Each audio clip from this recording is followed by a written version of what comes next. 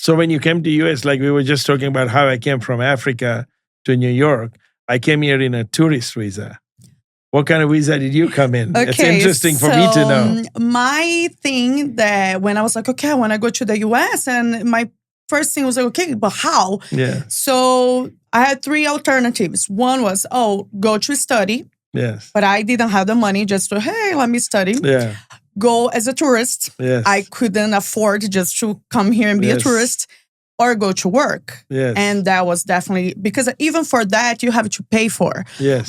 When I went to this travel agency, the most popular and cheap option in my case was this H1 visa. Was it called? The au pair? H1 visa. J1, yes. There is this visa called J1, and it was to become a nanny. The program is called au pair. Yes. So that was like the cheapest option, but it's still like not but cheap. But you still have to qualify to be an au pair. Yes, and get but the I visa. had the experience teaching English to kids. So that helped me to qualify for like, you have experience with kids. So you came here on a work visa? Yes. And then how did you change the work visa to your, how did you get the citizenship? Well, I want to know. Eventually we all go through that, but it was through marriage. Oh, nice. But when I first came, it was not like Fun Miami or Fun Vegas. I end up my first 7 years in the US was in Richmond, Virginia. Yes. I feel like I paid all my sins by living in a very boring city. And cold. Super cold. Yeah. That was the biggest shock of culture. Yeah. I grew up in New York City, and the weather was murder. My God, that winter, and when I moved to California, my life doubled because 6 months you're stuck in the snow and the rain and walking in the snow. It's so cold. And I mean, if you have a runny nose, it turns into ice on your mustache. Oh, no, it's too much. It's just too much. I'm glad I didn't have the mustache problem. I tell you. Are you sure? Most women do. Got you there. I keep mine clean. It's all good. No mustache.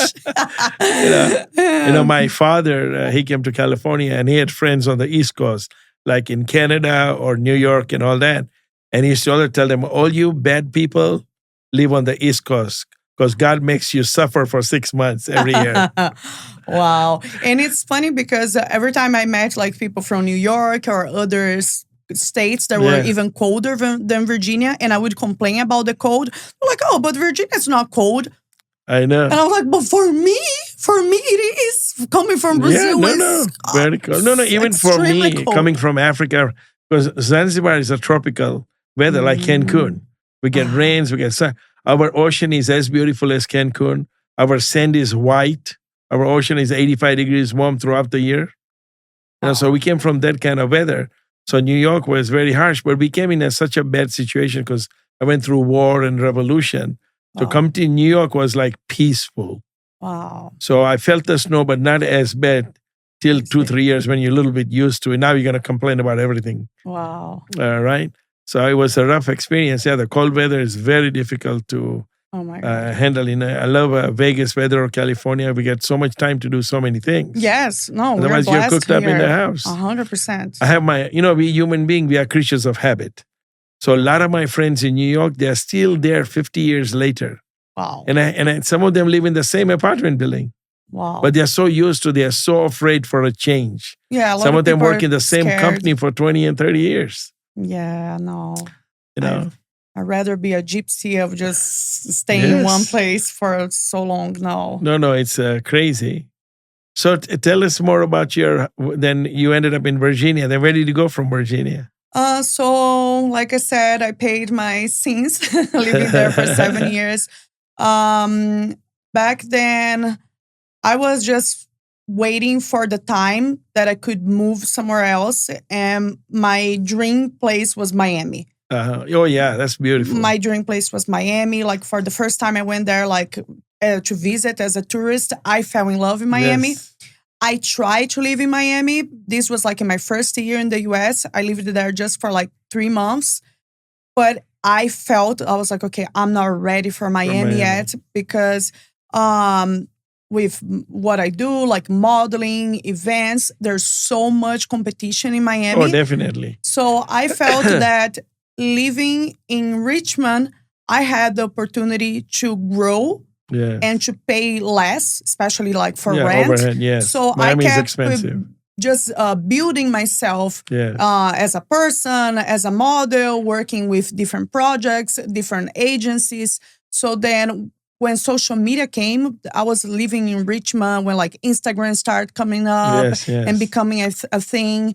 And that's when I remember a friend of mine who was like a famous, in Brazil we have those reality TV shows, Big Brother. Yeah. He was a friend of mine who told me, Heloine, you need to use your Instagram as your portfolio. This is no joke. This is going to be your work. And I took that advice really serious and I started growing my social media and building connections. And I was like using Richmond as my base so I could travel. So like those first years, I was like, okay, I was like traveled to like 20 different countries and just growing connections, networking.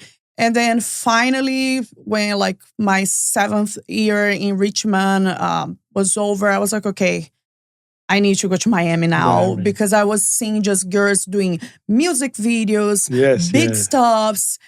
And when I finally got there, I was like, oh, a lot of things that you see on social media is not really how you think. Yeah. Social media is social media. Especially the payment. Yes. I was like, I can't believe my life was financially better. I was making way more money like in Richmond, Virginia compared to Miami.